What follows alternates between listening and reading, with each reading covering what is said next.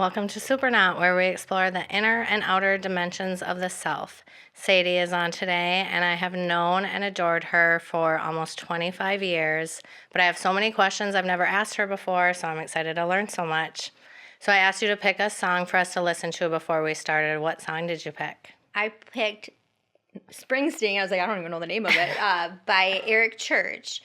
And I picked it because I was really trying to think of something that you and I could talk about, because we've kind of had these reconnecting experiences now that I've moved back to Mora. But there was a gap in time where I didn't see you, and I'd text you every once in a while on 421, and be able to kind of have some reconnecting experiences from when we were young. And so I met you when I was 17, and I just had so much happen in in the year of 17 in my life, and it was interesting that you kind of came into it in a way that was super fun. And I remember my first meeting with you, not meeting, it wasn't a meeting back then, but and everyone kept telling me like, oh, BK, you're gonna like her. She's great. And I was like terrified of you, because BK back then wasn't just Beth Kelly. People called her bitch killer, and I never really knew why, but I was like, that has to be terrifying. And so when I did finally meet you, I was like, this person is so great. And when I was thinking about some of the things that I know we'll talk about today, is just how similar and drawn to I was because of a lot of our similarities and who we are. That's so sweet. Where did we meet the first time? That is a good question. I feel like I was thinking about that before coming in, like, where did Beth Kelly come into my life? And I feel like I remember one of my first memories was like being in your house in town. Okay. The first house that I had after I graduated? Yes. And James was there? Yes. Okay. James was not there when I was there. Okay. Just for the record here, everybody. Yeah. And you would have people come over in your basement. And I remember being like, I don't know if she'll want me there. Like, she doesn't know me. And they're like, come on in. Yeah. And I walked in, and you were just so welcoming. And I remember, like, feeling like I finally made it when I was invited to, like, Friendsgiving at your house. And I was like, I'm in the inner circle. I made it. That's so funny. Yeah, I remember when you had moved away, you were still so good about James's birthday and remembering to reach out and ask about him. And a lot of friends my age, didn't think about that because they weren't having kids. So I can remember. And so I don't remember the first time we met, but I think I even knew who you were before that, because your mom's a teacher and you were just kind of like that person that everybody knows. Because were you 3 years younger than me? I think so. Yeah. But like you were on my radar. You know what I mean? Yeah. Usually like people 3 years older don't know anybody 3 years younger, but I remember seeing you like in school and stuff. And that's so funny that I don't know why people were like scared to meet me, but people have said that before. I feel like it was the name. Yeah, for sure, sure. How do you get a nickname like that without being terrifying? And it was just silly. It was just a front. It was just Ashley Fierick. She just named me that when we were like in 7th grade, and it stuck. It's because I feel like now that I know you, is like that nickname probably comes from your sense of loyalty, and like you're loyal sometimes, probably like me, to a fault, like, and being able to like fight for those people that you care for. Like if you're in your friend group and your family, and somebody in a sense like wrongs them, like you're one of the first ones to be like, this isn't okay, and I'm gonna be someone's voice if they aren't able to have one. So yeah, that's great. Well, thank you for picking a song that had so many memories. That was a beautiful song. it's a great song. Yeah. It's very Mora. Yeah, definitely. So you're the president of Recovering Hope, which is a 108-bed women's residential treatment facility and has on-site daycare for children under 5, which means the mothers there can focus on recovering, knowing that their kids are safe. Correct. You did your research. So what does your role consist of there? I laugh because I initially was very hesitant about coming to Recovering Hope, not because of Recovering Hope, but because of where it was located. I was very nervous about coming home, and I was kind of fighting it, and I kept getting asked, like, can you come help? Can you come? And I was like, I'll help with the marketing piece, and I'll do that from behind the scenes, and I'll keep living my life in the metro. And as I started to get more involved with the project, as it was growing, because at that point we didn't have walls, we didn't have staff. And then as we started to like get more into what the work we were doing, I was like, oh, this is cooler than I thought. And so they were like, well, do you want to come work here? Like, you could be a drug and alcohol counselor. Like, what are you interested in? And my job at the time was I would fly into different treatment centers in California and Arizona and Atlanta, and I would tell everybody what they were doing wrong. And then I So would like a consultant? yeah, and I would like make a little plan for them, and then I'd leave. And I would never come back, and I would maybe talk to them. I might fly in again. I did a lot of like outreach for these programs and some program development. We made some LGBTQ tracks in the programs, but ultimately I had no like heartfelt connection to the treatment centers other than, oh, this is cool, this is something that's going to be useful, but I didn't get to see the clients and I didn't get to see the impact. Because you don't even know when you come back if they're even going to follow the protocol that you put on. And so it was like, oh, this works, and you know, it's fun to travel. And at the time when I took that job, I had recently got divorced, so I was like, oh, this is free flights and free hotels and new people, places. And after that, I was like, okay, now I don't want to travel as much, and ended up taking a job in the city is just doing therapy at a psychiatric hospital, and kept getting asked about Recovering Hope and can you come in just for a little bit? And I was like, well, I'll come in on my maternity leave because grandma's here, she'll watch baby, I'll help out a little. And so I did that for a little bit here and there, and I really went back like at New Year's when you start to set your intentions, and I'm like, why am I kicking and screaming? And I was just about to go back from my maternity leave back to the hospital that I was working at, and I'm like, I don't want to go there. I'm like, the only reason I don't want to go to Recovering Hope is because it's my hometown, but it's everything I'd want in a dream job. If that job would have been anywhere else, I wouldn't have questioned it. So I, emailed and said, hey, is this still an option? And went back to my first day from maternity leave and said, hey, here's my 2-week notice. Thanks for holding my job for the last 3 months. And came on at the time I was just going to do the clinical director position and just oversee like our counseling team. And that job just really grew into something huge. And so we initially had 0 walls, 0 clients, 0 staff, and we kept going, okay, now we got 20 clients. We'll figure out the details as we get there. We'll smooth everything out when we get to 20. We'll do it again when we get to 30, when we get to 40. And then when we got to 50, I was like, hey, we can't get any bigger, so this is great. Like, this is it. This is where we're at. And then I said, just kidding.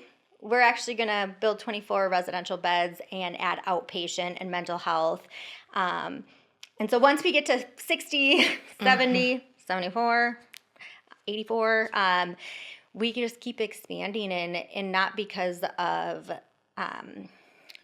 just like my endless desire to like keep building this, but because of the need that we see not only here in Mora, but in Kanabec County and throughout the state. So we've had a lot of growth and opportunities, and now the best part is I get to see the community impact as well. So we have 120 employees that have above minimum wage jobs, access to benefits, tuition reimbursement, and that part is something that I never got to see in any other roles. So. Yeah, that's so cool to be there from the start and be have such a huge role in building it to this. I'm interested, was the resistance to coming back to Mora, like because you had it stuck in your brain, like I'm never going back to that small town? I feel like for me it was more around the food. Like I was like, Oh my God, yeah. I'm going to have to only have pizza and Dairy Queen, Hardee's. What about Uber Eats? Like I know. Like if I go to St. Cloud for one thing, I have to find other things to do so I can eat twice. Because if I leave Mora, like I need to get the most out of it. An extra one for the next day. Yeah. And text your whole family, like, do you guys want anything here? Mm-hmm. And I think for me, it was also the perception of like kind of what I felt like I was at 17 of who's going to really take me seriously, who is going to be like, oh, what? Sadie runs that facility? Like, Sadie's your boss. And I still get people that are like, what? But also, I think that there's enough time and space to really show that people aren't who they were in your initial interactions with people, and you grow and you develop. And I laugh about this when I pick up my kids at school, because I look at the other parents and I'm like, I've seen you do some wild things, and here you are worried about the red dye in foods, and and like detoxing your body and all the great things. But I'm like, I've seen what you put in your body, and those are such reconnecting experiences, even if they weren't necessarily healthy relationships in high school, or like when we're in our teens, that they can really truly be healthy relationships as adults and parents, and all of the things that come along with it. Yeah, no kidding. So I've always wondered, why did you decide to be an addiction counselor? Like, why did you decide? When did you decide? Because that's what you have your master's in, is addiction counseling, right? Yeah. And so part of the reason I also chose that song was because I knew you were going to ask me about how I got where I am. And when I was in high school, I really saw a lot of my friends using drugs and alcohol, and like methamphetamine was really, really prevalent. I know opiates is the conversation that's happening now, but back when we were in high school, it was, you couldn't throw a rock and not hit anybody that was actively using methamphetamine. And so I dabbled in methamphetamine in high school when I was 17. Like I said, 17 was a rough year for me, and I was able to kind of change my people, places, and things, and I had a really supportive family, and I had access to things and that other people didn't have. And so when I went to college at UMD, it was, I'm no longer going to use methamphetamine. It's not in my bubble. I don't go to parties where it's just sitting out. I'm not around people that are using methamphetamine. And I look back at that time when I was trying to figure out what I was going to school for, and I saw some of my friends in jail, prison, treatment, dead. And what was the difference between it? Like, when is it teenage experiences and experimental use, and when is it addiction? And when does it really change from like fun experimental to like a problem, or is it always a problem? And whose brains, you're a brain person, I'm not, but whose brains are more likely to get stuck in this cycle and all the things that there. So I initially wanted to be a school counselor, because I also was a little resentful towards the school. When I did get in trouble, there was just things that felt really punishing, which I get, like if you get in trouble and you're doing something bad, you should have consequences. And if we're looking at substance use as like a disease model of care, or something that like needs to be treated from a medical level, why are we punishing it? And in high school, when I got caught with methamphetamine, I was kicked out of band, for example. And so I couldn't play in like the band concert. I could still go to practice, but I couldn't be in the concert. Or I couldn't play in any of the volleyball games. So I could go to practice, but I couldn't be in the games. And I think most people in my situation would have been like, fuck it, I'm just going to quit.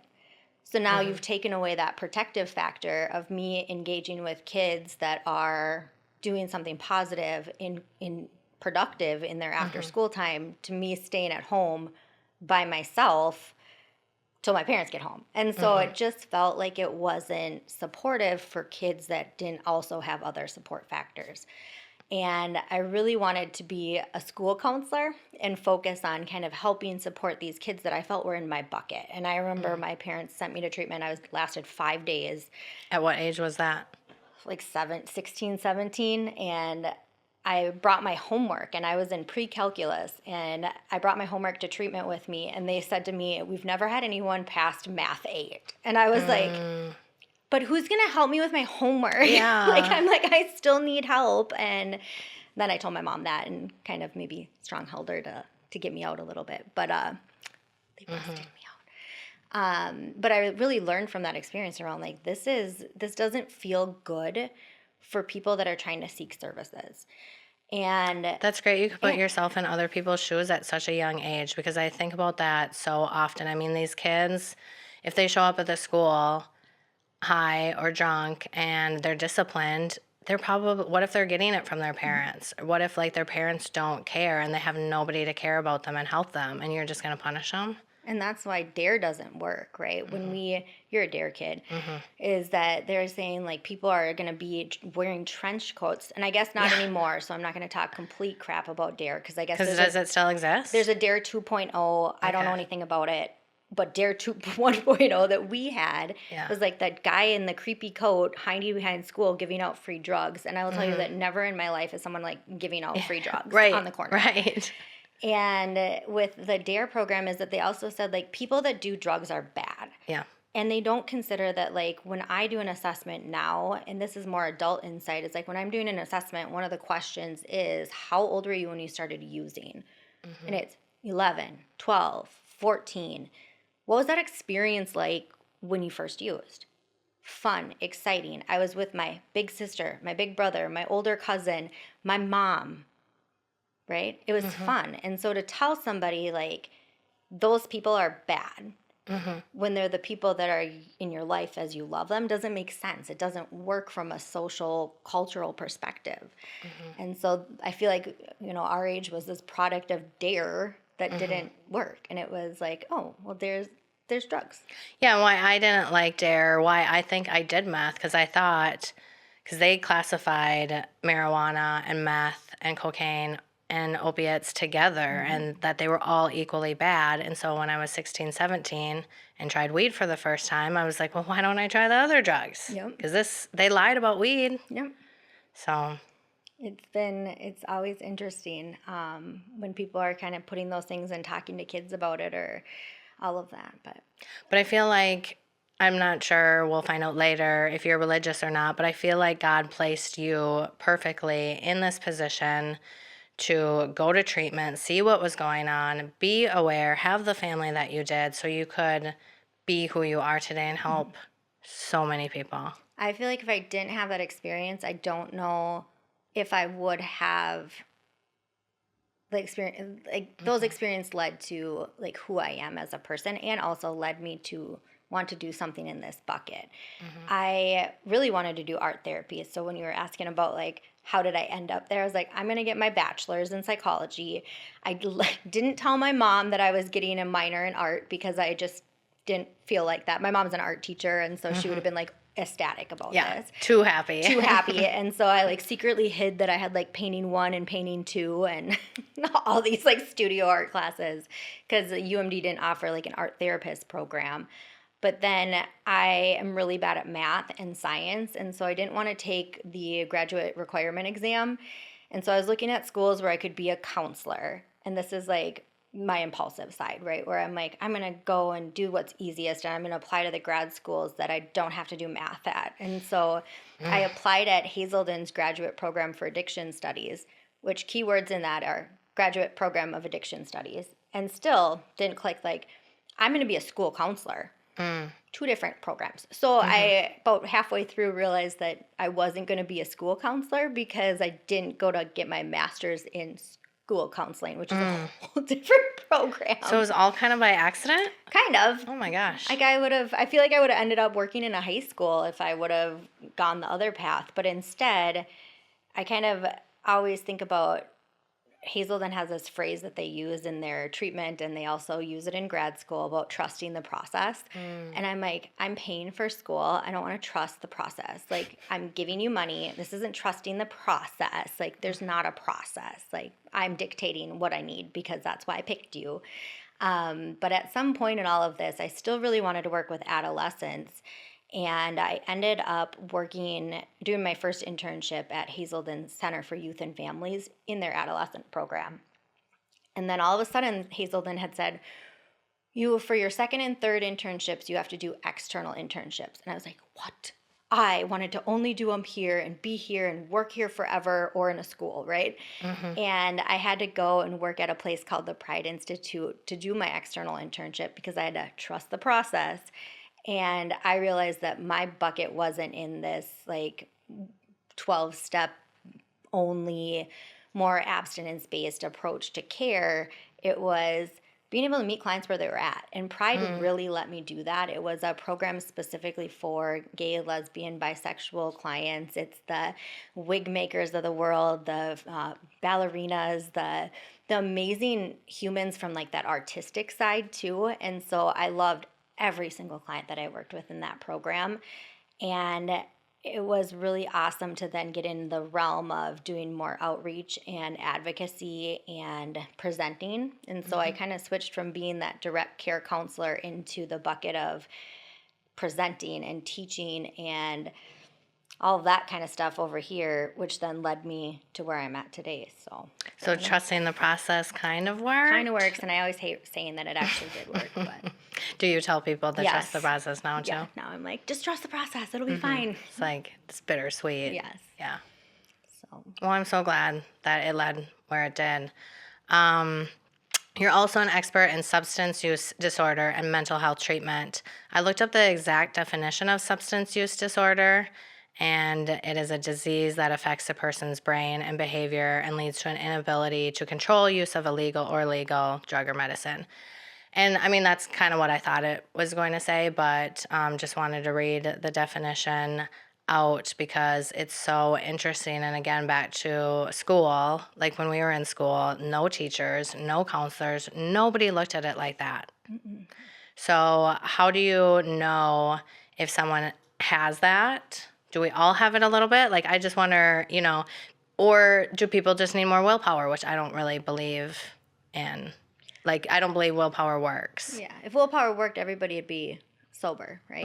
Mm-hmm. And I kind of look at it as like two different buckets, especially being licensed in both like substance use and mental health, is that there's helpful coping skills and there's unhelpful coping skills. And there's different for everybody. Like what's healthy for me might not be healthy for you. And you have a choice. And so when we look at like what they call behavioral activation, is that if I have a thought and my thought is nobody likes me, and my emotion around that is lonely, and I stay in my room in bed, then that really reinforces that nobody likes me and so I'd consider just staying in bed in that situation unhelpful, right? Because it's reinforcing this negative thought about yourself that then reinforces the unhelpful emotion in that situation. And then it's this downward spiral.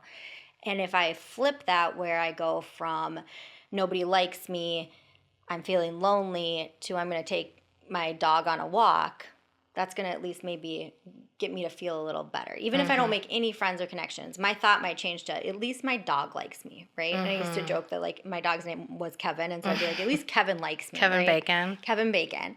And that then is like, okay, so I'm feeling a little bit better. I'm not as lonely, or maybe a different emotion can go in there. But then if I take it a step further and make that like I'm going to go to the dog park, well, at least Kevin has friends and I can kind of keep doing that. But organically, if I'm putting myself in that dog park situation, bringing my dog's making friends, then I potentially might make a connection with another human there and at least have some start of a start. That doesn't mean that person's going to be my best friend, but it kind of activates the positive changes.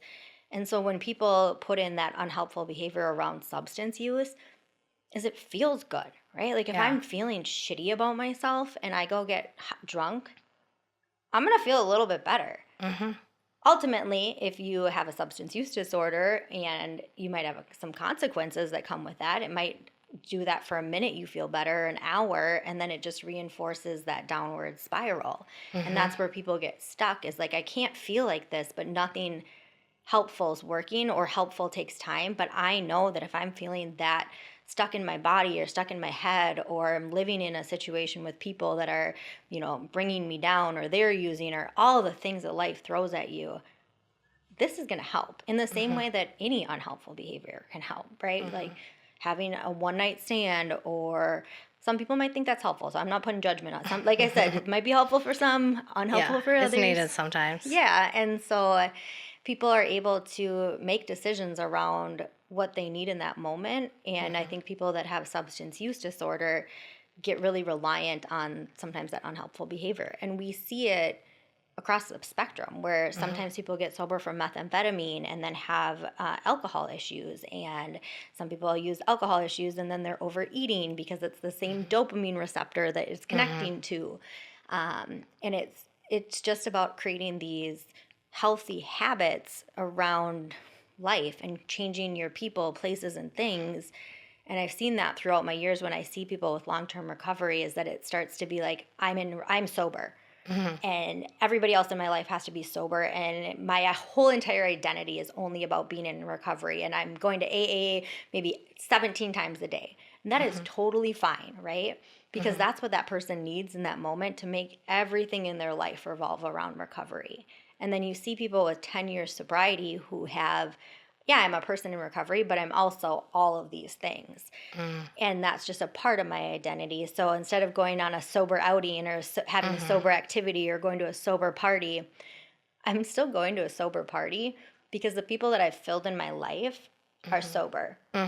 Or if I'm going somewhere where maybe normies are drinking, they're not pressuring me to drink, and I have no one has expectations around me drinking because I've created that space for myself. And it just takes time, and it's about these unhelpful versus helpful behaviors. So it's really about changing your identity, but the first step, like catching those thoughts, like you said, those thoughts. What was the thought example that you used? Oh, what did I use? Lonely, or I'm not. Nobody likes me.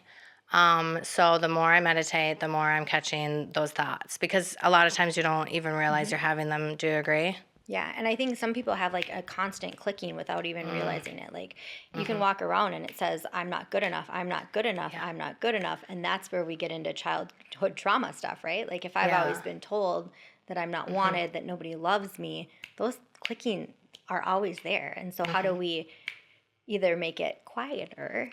Yeah. Or potentially, hopefully, one time come to a place where it's less, right? I caught one the other day. I was watching Madonna interview on Jay Shetty, and she said something about how she has angels or guides or something like that. And my thought was, I wonder if I have guides like that. And then my next thought was, no, I don't have any because I'm not pretty enough. I'm not as pretty as Madonna. But I was like, what? Like, obviously, we're all just spirits and made out of energy. Like, nobody cares about that but me. You know what I mean? Like, my guides wouldn't care. Like, but that must be like a deep-seated thought that I have. And that it's still there, even after all these years. But, like, becoming aware of it is, like, the first step. So, like, slowing down and that pause and just realizing those voices in your head. And then you can start to change your identity. And I think you get to not necessarily change it, but you get to find who you were, like your authentic and genuine self. And there's like a YouTube video out there. It's about like the opposite of addiction is connection. And for me, it's about like, how do you help somebody find purpose? Because you've seen people probably too that have gotten sober, like they're not using, but they're not in recovery, or they're not full of purpose, and they're just kind of white knuckling it, is what they call it in AA, where they're just there, like they're not happy. And so because every day is like, I just got to focus on not using. Every day focus on not using. But if you replace it with something that fulfills you and gives you purpose, then you're not focusing on how you don't have to. Yeah. A lot of people are like, I don't know if I like the 12 steps, but when you break them down to like 12 principles, they're useful. It's like about getting honest with yourself. It's about finding who you are as your authentic core. It's helping other people to help you stay out of yourself, right? So if I'm focused and my purpose becomes helping others in whatever capacity, it doesn't have to be through sponsorship or through AA, but if I can find a sense of purpose, and I can find, it's brotherhood is the other principle, and I think like, don't quiz me on the actual steps, but if I can find connection and a way to give that back, Service. Everybody wants that. Yeah, service. And those are all things like when I can tell people like, do you want these things? How do we get them? You don't have to go to AA to get them, but how do you find connection, purpose, something outside yourself to get you unstuck, and a sense of connection to some sort of spirituality? And I think some people get caught on the God phrase of it, but it doesn't have to be God. It can be just something outside. Like I've had clients that are like, right now my higher power is this doorknob because I know that door can help me get where I need to go. Great. Let's start there. What do you believe spiritually? good question. I moved back to Mora, and I am stuck in this existential crisis around, should I be Lutheran? Should I be Catholic? Should I find something else? And I have not made a decision around it, but kind of like But something in Christianity. yeah. What did you grow up? Lutheran, here at good old Grace Lutheran. But when I got married when I was young, you know that, but I think I was 20, and one of the things that I was like committed to doing was having Catholic babies. And in order to have Catholic babies, I had to be Catholic. And my husband at the time, he did not care at all. He's like, whatever you want to do. And so I'm like, I'm going to go through the confirmation process at the Basilica, because if I'm going to do it, I'm going to go big or go home. And I had to find a sponsor. And so I found a friend of mine who was Catholic, and we didn't really realize what we signed up for. And so, you know, when you talk about trust the process, I'm like, so do you want to do this? And she's like, yeah, I guess I can, show up on Wednesdays at the Basilica for the next 7 months. I don't know. This was the longest process, and I can't believe I did it as an adult, because I remember doing it as a kid in high school, and it just felt way different going to Grace once a week with like my friends versus having like a Catholicism class from like people at St. Thomas. Like it was like a college course was what it felt like. And so my friend and I went every Wednesday. She was my sponsor. She had to come with me. We even ended up going to like a Catholic camp retreat and having the whole like pomp and circumstance, what is it, at the Basilica when I got confirmed. So it was a huge deal. My parents came, and my dad was like, I can't believe you're making me do this again. Like, I already went to your confirmation. It's like a 3-hour church service. And I'm like, this is great. But the trust your process part about it was, as I got all of this signed up, and about probably like a couple weeks before we went to the first class, and then we were getting ready to go to the second one. And my friend called me, and she goes, I'm thinking I might leave my husband. Can I stay at your house? And I was like, I'm in California, so, ask my husband. I'm sure he won't care. He works all weekend. And so she's like, he said it's fine. I'm going to stay at your house. I got to just figure some stuff out. I'm like, great. We can talk about it at Catholic camp, And then that weekend, I got a text from my husband. Yes, a text. But it said, I'm moving out. And so it was this kind of storm of circumstances that led to my friend and I both living together, because I had an entire house and I traveled at the time, so I wasn't even at my house. And she was looking for a place to live, trying to decide her own marriage. And we were both going through Catholic camp at the same time. It's called RCIA if anybody actually is listening, but Catholic camp is what I called it. And it was just this whole kind of spiritual awakening in a different way than I had thought about it when I did it when I was forced to as a kid. Yeah. What drew you to Catholicism? At the time, I had a lot of strong women in my life, and my husband at the time was also Catholic, and so I really loved and appreciated his grandma, and his grandma had been in my life since he was my high school sweetheart, and so his grandma had been in my life for as long as I could remember. And my grandma, both my grandmas had passed away. And so I was just really connected with her, and she really wanted Catholic grandbabies. And she was so upset that we would get married outside and not in the Catholic church. And I was like, well, I'm sorry that we got married outside, but I wasn't Catholic at the time. And, but I'll give you grandbabies that are Catholic. And so that was like my entire goal at the time. But it just ended up being this whole reconnecting experience with something that I hadn't gone to church as an adult. I hadn't been like connected in any capacity really to religion or even spirituality other than learning about it and like talking about it with clients. And it felt like I needed to do something as well. And it was interesting at the time because I had a coworker who was going to the same type of, I don't know what they call it, but she was becoming Jewish. And so at the time it was really exciting to be able to kind of compare notes. And it was like we could agree on everything up until Easter. And then we disagree. So. Well, I was always drawn to it too for the rosemaries and the rituals, and it just seemed fancy and fun, and I never got into it, but that's what I like too, though, the ritual part about it, and the rosaries and confessionals, and I liked that part. But So you haven't found a church yet. How do you feel God now? I mean, not saying that like you would in church more if you were going to church, but I feel like I'm starting to see it more with my kids now, and they ask questions, and like I have them go to, what's it called, Bible camp. But my son really likes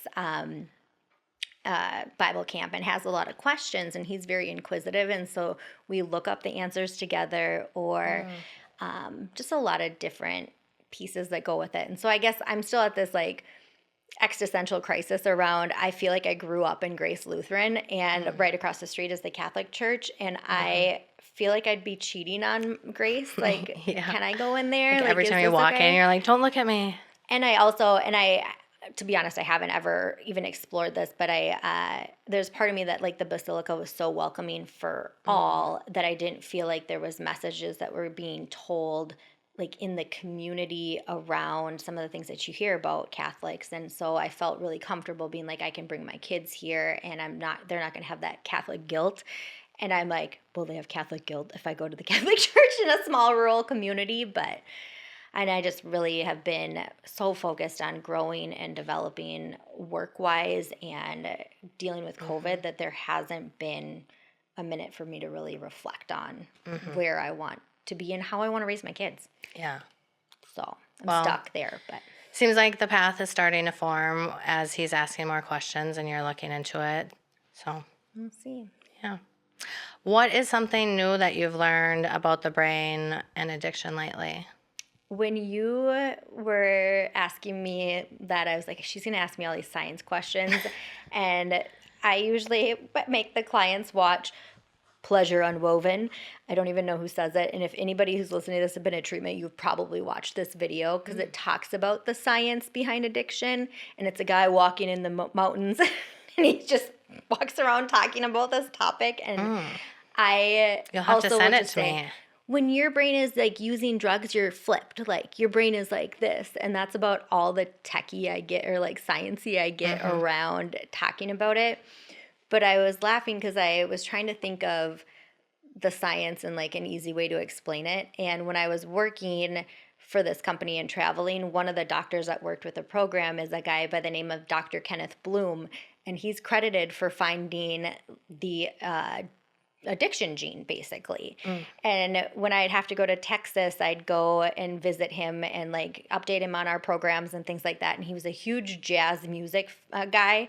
And so, and he was also a night owl, and I'm a night owl. And I know this might sound a little inappropriate, but it was very appropriate because he's just a night owl. And so he'd be like, let's meet for dinner. My wife will be with me. And then we can go, I'll show you this really cool jazz club. So I was touring like the Austin, Texas jazz clubs with this guy credited for the addiction gene.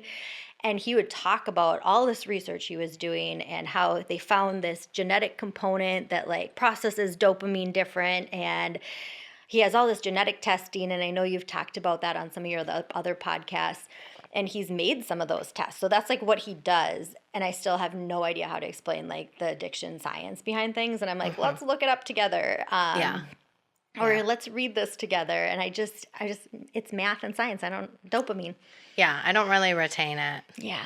So I didn't know if you did. No, I wish. It's my one fault. But I try and find resources for people that are excited about it. But I'm like, Yeah. Do you also teach at Anoka Ramsey? I do. I do not How do you teach do so the much? brain part of class. But I teach assessments and practicum and a case management class, and then do a lot of the internship placements. So. Yeah, so you do a lot. You run a recovery center, teach, have a couple kids. What else? Tell me about when you made the bridge happen. Oh, that was an accident. They're all happy accidents, right? Is that like Bob Ross? Like, when I think about how I ended up teaching, I went to go and recruit interns and ended up leaving with a job. Oh my gosh. And so I'm like, how is this even possible? And right now I'm at a point in my life where I'm like, I don't need to be the one to do this. I think it was happenstance that I was able to help start and create the program. But I actually did just tell my boss at Anoka Ramsey, I'm like, I can't teach next semester. And so I'm able to teach one class, but I'm like, please help me. And so I've been trying to pivot and really prioritize like my kids and my family life and be more present for them, because now they're at a spot where they notice I'm not there. And one of the things that I also last year did not do was rerun for city council here in Mora. And so again, when you talk about like happy accidents, I was getting a lot of calls when I first started Recovering Hope about how my women, that's quoted if you are not on watching this, but my women were going to get hit by a car, and I needed to, again in quotes, control my clients from walking on the side of the road. And I would get the amount of calls that I would get and the suggestions around that. They're like, well, put reflective tape on them. Put reflective tape on my clients? Like, first of all, I'm not going to do that. I mean, I could ask them if they would like to put some on strollers. And second of all, not every woman that's walking in Mora, Minnesota is from Recovering Hope. Like, I walk with my stroller in Mora. Yeah. So I'm like, okay, stop calling me. Stop harassing me. Yeah. And so I brought it to the city administration at the time, and I was like, this isn't a me problem. And I said, this is an accessibility problem from town through the liquor store, the trailer court that was up there, the affordable housing that's there, and just in like the bowling alley. I mean, think of how many things are north The hotel. Yeah, south on 65. And this isn't just about Recovering Hope. It's about, we don't have a walking bridge. And so you have people that are walking on that bridge at the time. And so they're like, well, you should join Parks and Rec.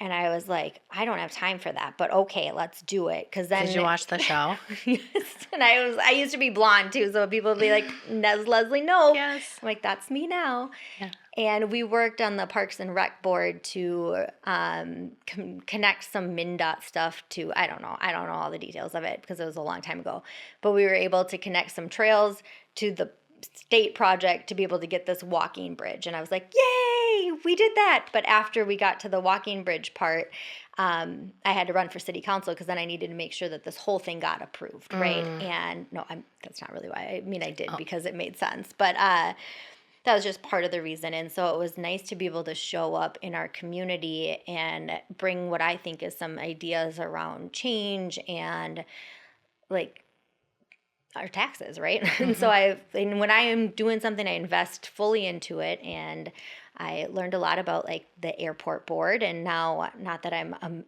expert in airport boards, but at least I can know where to look or who to reach out to, or just even like what a levy is and some of the things that I wasn't truly aware of. At the same time, I've been really involved in the state legislature as well. Like I do a lot of lobbying and testifying at the Senate in regards to like the health and human service bills. And so it kind of coincided with the two things. But we were finally able to get like this walking bridge connected to trails so that people can safely walk from one side of town to another. And now it's just funny because I live right in town. And so basically I feel like this whole project was like, can I build a walking path from my house to, which is not what my intention was. It just happened to be that I bought a house in this area. Like right on the walking trail. Like and I have never used it to walk to work, but I could. You should at least once. I know. I feel like, and if I ever like die a young early death, I want that. I'll put it on record now.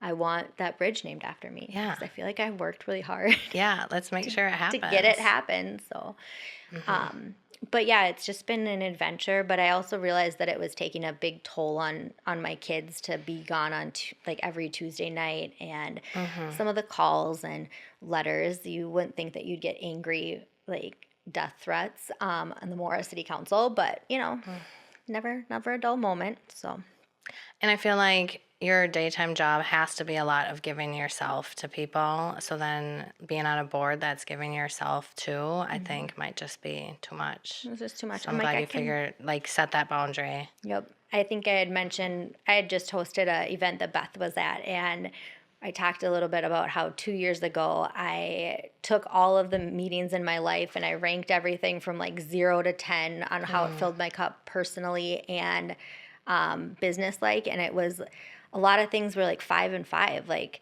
not really cup fillers, but not really something that I needed to do. And I was able to delegate a lot of that to people that maybe found interest in it. And I use the example of I was attending the Pick 'em Up Coalition here in Kanabec County, which is about veterans. And it was something that I felt like I wasn't giving my all to, that I was just kind of showing up for, but it was another thing on my plate that I didn't have the time or ability to invest in, even though it needed somebody to focus on it. And I had a staff at the time who was a veteran, super passionate about it, was like, heck yeah, I would love to attend that and become involved in it. And so I was like, oh, that's awesome. It wasn't a burden to that person. It didn't feel like an extra thing. It was something they were excited about. And so it allowed me to kind of shift some of the things that I was doing around. Instead of feeling like I would be exhausted when I'd go watch my child at Taekwondo, I feel like I'm like, oh, this is my Tuesday night. Like I can show up there and I can be present for him, and I don't have to feel like I have to bring my laptop in. And be there for him. Because our brains probably automatically think, oh, I don't like doing this task. Nobody's going to like doing it. I can't put it off on anybody. But everybody's so different for a reason. So you just got to find somebody that's like going to be pumped. And you give it to them. They're going to be like, thank you. And I found that when I sent out some of the things, if nobody responded to it, I'm like, maybe there's not value in this. Like maybe this isn't something that my organization needs to be involved in. Yeah. Like if there's not anybody out of 100 and some people that are like, oh, that sounds like something I'd want to go to, why are we part of it? Yeah, so we should all do that. There should be like a national holiday where we all take stock and rate our daily activities and then decide which ones not to do so that we can breathe a little more. That is what I put everything that was on my calendar in there, and then I committed to, okay, if I can find a therapist that is available every other Wednesday at 9 a.m., then I'll go back to therapy. And my old therapist was like, yeah, I can meet with you every other Thursday. I was like, I can't do it any other day. Like any other time, this is the only time. Were you trying to not have it happen? I feel like my head was like, yeah, that's not going to happen. Yeah. So. But it did. It did. And so it was perfect little, trust the process. Yeah. Awesome. Yeah, that's like the theme, trust the process. Okay, so something similar about us is that we've both loved taking in the unhoused. Yes. I feel like someone once described me as like a collector of people, but not like in a creepy serial killer vibe, but in a way of, and I know that you do this as well, like if you're having people over at your house, you're not worried about like, do they like each other? Like, do they get along? Is there beef? I want everybody there. I want to see everybody talking to each other. Like, that's my favorite thing in the world is connecting people. Yeah. Like, if you don't like each other, then don't come or don't talk to them. Yeah. And we're able to, like, create these spaces where people are able to do that. And I think that that's what I have learned from you as well is, like, I'm going to invite who's in my circle and my arena and take it or leave it. If you don't want to be there, don't come. Yeah, because I guess I didn't even realize that till recently that, other people will be like, well, who's going to sit next to who? And if this person talks to that person, I'm like, what? Like, I've never ever thought about that or worried about it. Like, I just love everybody so much. I'm assuming that they're going to love each other. The only time I've ever been worried about who was going to sit next to each other was when I was getting married and I had like 300 people coming. And the only reason I cared was because I kept thinking about like my friends where I'm like, oh my God, you're not going to know that that's my boss. And what are you going to tell my boss about me? And so, I'm like, otherwise I don't get like, let's put all my friends over here and these people over here. But I was like, but what if they talk to each other? That might be awkward. Yeah. That's funny. I did get 12 tickets to a Vikings game once, and a bunch of the people were like, well, I don't want to sit by that person. They shouldn't sit next together. Like, so I did have to like, it was so stressful. Yeah. Like trying to make sure. And then everybody moved all over the place anyways. So, yeah. So I asked you to give me a list of people that I could contact so I could ask them to describe you in 6 to 7 adjectives. And then I put all those words together and found the themes that stood out the most. So I'm going to reveal those to you now. So the very first one is energetic. 3 people use the word energetic to describe you. Bubbly, spontaneous a couple times, enthusiastic a lot, optimistic 4 times, and energetic was 3 times, yeah. Is that surprising? It isn't. And I was trying to even like mix it up by putting like work people and like my mom and some of my oldie but goodie pals. Yeah, but everybody sees you as energetic. And the second word is caring. bunch of people said that. And thoughtful and considerate, loving, helpful, and approachable. So, again, not surprising. And the third one is your drive. The drive came up many times. Passionate, tenacious, resilient a couple times, reliable a couple times. And I thought about putting reliable under caring, because I feel like if you are reliable, it's because you care about that person, right? Yeah. But it's drive, it's caring, it's both. And intentional. And then fourth was creative. Lots of people said creative and flexible, visionary, rebellious, which I thought was creative because to me, rebellious means you're creating your own path. Yeah. And you have to be confident to be rebellious, that you are creative and that you can. And flexible is creative to me too, because you have to have an imagination to pivot. But that could be under drive too. Flexible could be under drive. And the fifth word is playful. Cheeky, clumsy, needy, late. I thought rebellious could go there too, and bubbly. And then I asked AI to write a synopsis and to help me write one. And we decided on you are creation in motion, a lively, spontaneous spark that makes life feel inevitable. Aw. I put the word inevitable in there because I was like, that's just you. You make life feel inevitable. And also someone said, I wanted to read this. They said, one of my favorite things about her as a friend is that she has this really great way of making you suddenly look at things from a new perspective. It's one of the things I value about her most. Oh. I thought that was so beautiful. Where do you think you get all this perspective from? Just being like a curious person, because I think even your story from the beginning about why you got into what you do is like all curiosity. So you're like listening and then you're able to see these perspectives. But sorry, I didn't let you talk. Well, no, and I think that it goes with like the same as you, like the collecting of people in a way that you have so many different perspectives and people in your life. And we wouldn't want to collect people if we didn't understand their perspective too, you know? And there's times where like I've got lots of friends who don't think in the same way, but I want their feedback when I'm like stuck in my own thinking. Like I'm going to find the people, I mean, even at work, I'm like, okay, we want to find one person that you know might agree with you and one person that's not. And then come and talk about whatever it is that you're making a decision around. Because if I only bring people that like think like me, of course I'm going to get the same. Why would I even ask them their feedback? I'm just going to go with what I've gotten buy-in to, because I've created that niche of my life, right? Like I'm never going to grow versus having someone who's really going to challenge me. Yeah, I learned that from your neighbor every day, my brother, because he's like annoyed if I agree with him. He's like, well, that's no fun. Can't you challenge me more? Yeah. So, yeah, that's good. And someone else said, which I think you would agree, is that you're the most organized and unorganized person that they know, like Slash. I can't even tell you. And that you've always operated that way. Yeah. Yep. I mean, yeah. So how do you do that? How do you balance all of that? I think it's just the way that like my brain has worked my whole life. Like my staff drives my staff nuts. And it took me a while to realize that they've adapted to me. And so like today I was like, shoot, I left my laptop. I went to work, left my laptop, but my second meeting of the day was a virtual meeting with one of our remote employees. So I messaged him and I was like, okay, I'm running 10 minutes late because I forgot my laptop. And he's like, typical Sadie. And like, but in a just way, like he wasn't frustrated or upset. And so when you were talking about reliable, I'm like, well, not if it involves time.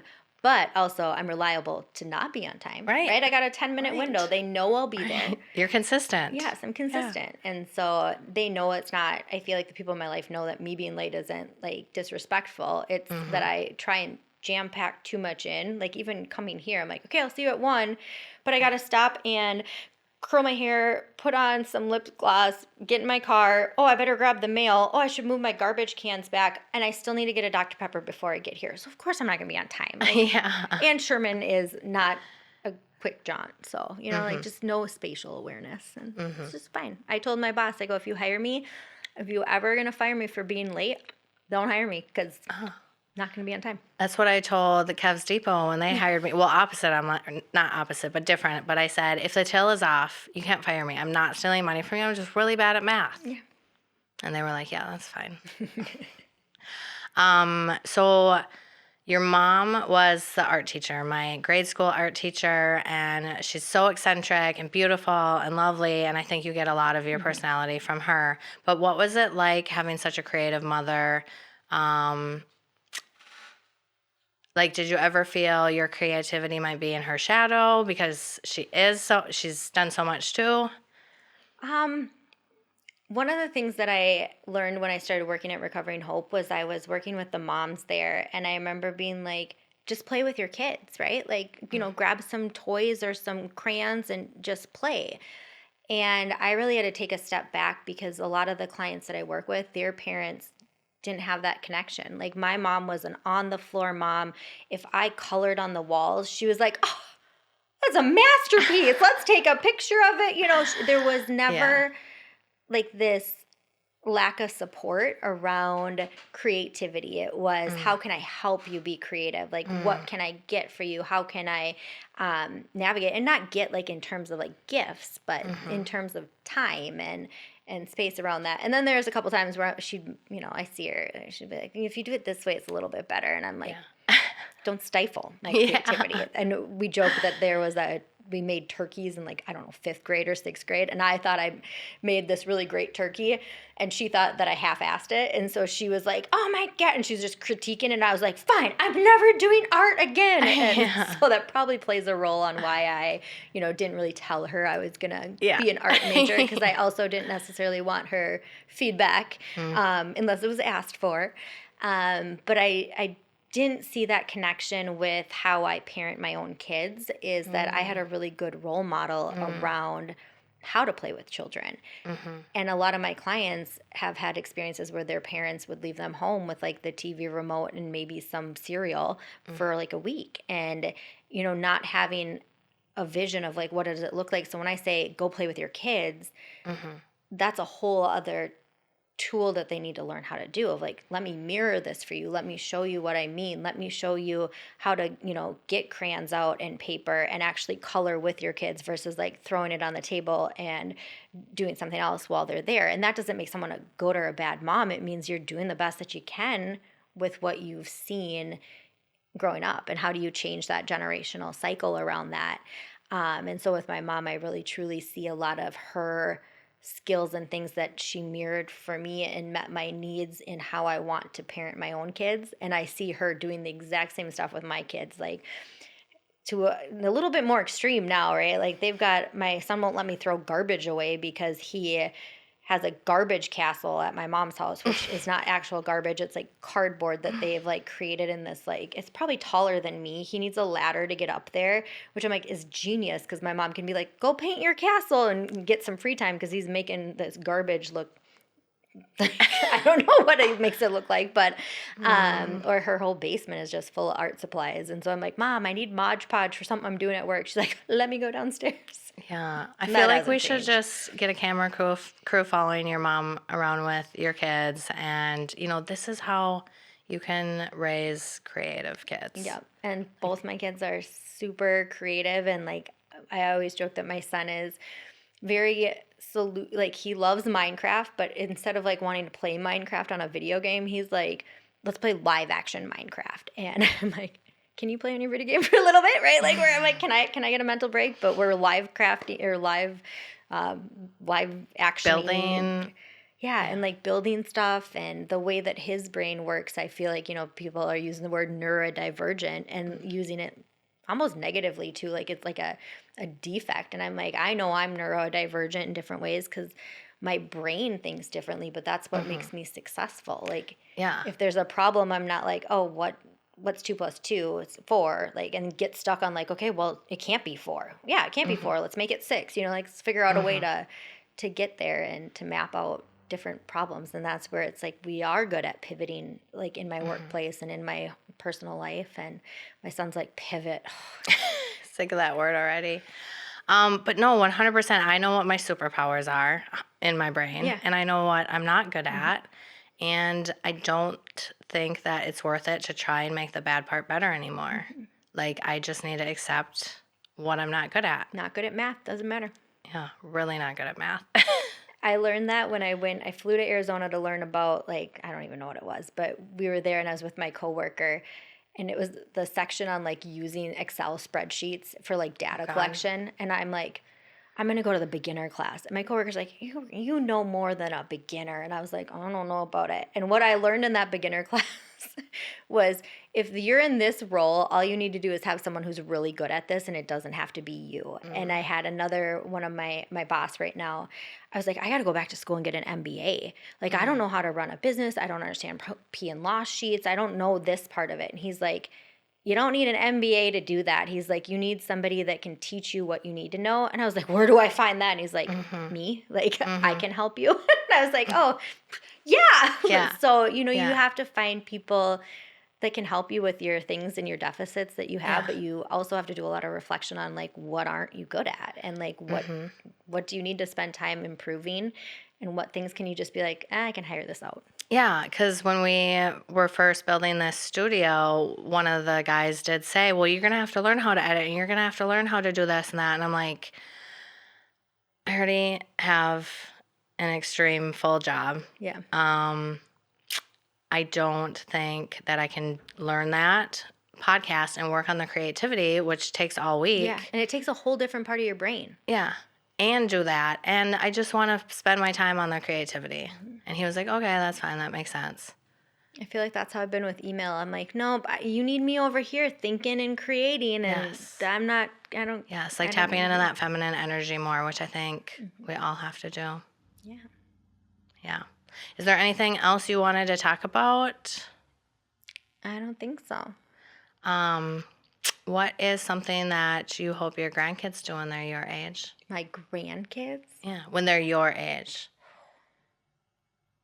I hope they're, like, just creative and don't lose I call it my sparkle. Like, I don't want to ever lose my quirkiness, my sparkle, my uniqueness. Yeah, like, that's, I think people, talk about, like, in high school where you get teased or bullied, and I wasn't teased or bullied, I feel like. And then people lose that sparkle and they conform, is finding that strength. And that's what I try and do with my kids too, of finding people that love them for who they are, and, like, have friendships for the quirks and the uniqueness, because we can protect them in that bubble so that they don't lose that just because someone once told them, oh, I don't like that. Like, I had a teenager once tell me, don't yuck someone else's yum. And I have, like, lived by that since he was, like, 10. And I was like, you have no idea how profound you are. Yeah. Like, don't yuck someone's yum. Yeah. Great. That's beautiful. Don't do that.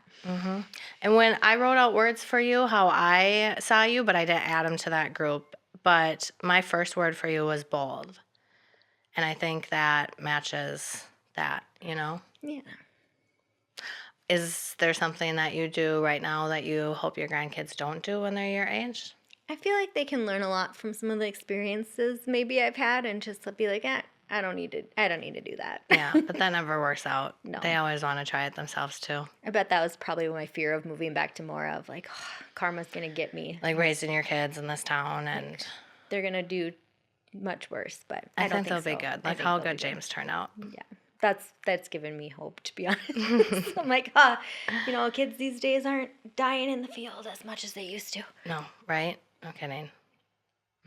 So that's what I hope they don't do. Okay, well, I hope that you come back on soon. I'm glad we did this, and hope you had fun. Thanks so much.